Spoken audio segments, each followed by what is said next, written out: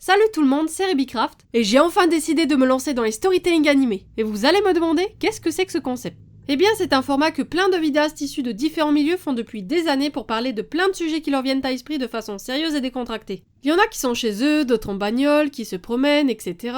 Et ils définissent ça comme étant du vlogging. C'est l'une des raisons pour lesquelles j'ai tardé à lancer ce concept car ma vision du vlog, surtout animé, est plus proche des blogs où les gens se focalisent plus sur la transmission d'informations et moins dans le délire d'exhiber ses photos de vacances comme dans une émission de télé-réalité. En plus, j'ai déjà un concept de vlog animé dont l'influence artistique est volontairement inspirée de celle de l'actu animé car j'estime qu'il a posé les vraies bases de la chose. Je trouve que le format simple à faire que les gens appellent vlog, c'est en réalité du storytelling car on est plus enclin à parler d'une histoire ou une pensée liée à un vécu tout en mettant une ambiance minimaliste qui est immersive et posée à la fois. Pourquoi je veux faire du storytelling animé? C'est un type de contenu que je regarde et écoute beaucoup juste après tout ce qui concerne l'animation et le divertissement. Il y a des sujets que j'ai déjà abordés dans d'autres vidéos mais sur lesquels j'aimerais revenir pour diverses raisons. Il y en a que je ne me vois pas aborder dans un vlog animé ou une parole brute, soit parce qu'ils sont trop abstraits ou parce que j'ai des points de vue qui sont trop nuancés pour que je puisse rester neutre ou clivante. Quand je crée un format, je veux à chaque fois mettre des codes et contraintes différentes. Par exemple, il y en a où je vais que m'animer en cut-out et d'autres où je vais faire plus de personnages et de mise en scène diverses et variées. Je ne vais pas faire un épisode sur l'animation indépendante sur internet de la même façon qu'un détournement animé sur Magical Doremi avec la bande-son des Desperate Housewives. Bien évidemment, je range tout ça dans des playlists. J'ai pas envie de m'enfermer dans uniquement une seule attitude spécifique à avoir tout simplement parce que je suis avant tout un être humain et non pas un produit. Ce qui est logique. Si à un moment je suis d'humeur hyperactive, je vais pas me forcer à être calme dans toutes mes vidéos sous prétexte que j'étais fatiguée il y a quelques jours. Récemment, j'ai chopé un rhume qui était vraiment immonde et franchement, ce serait con que je sois obligée d'être enrhumée pour faire mes enregistrements. Con dans le sens où il faut programmer le corps humain pour qu'il se mette dans cet état-là. Après, je trouve que l'authenticité qu'on nous vend sur les réseaux sociaux c'est une arnaque, mais c'est un autre sujet. Concernant l'aspect créatif, je veux continuer de faire des trucs plus expérimentaux, un peu comme dans les vidéos short, mais je souhaite reprendre l'habitude de faire des montages vidéo qui sont moins dynamiques. J'adore faire des montages rétention pour les vidéos short, sauf qu'à l'échelle d'une vidéo longue, ça prend tellement de temps à faire que je les ai laissés de côté pendant plus d'un an. Bizarrement, j'ai l'impression que les montages vidéo c'est encore plus dur à faire que toutes les étapes réunies pour faire une animation. Je verrai après si je pourrais reprendre un rythme de publication régulier pour les vidéos longues. De manière générale, je veux dire.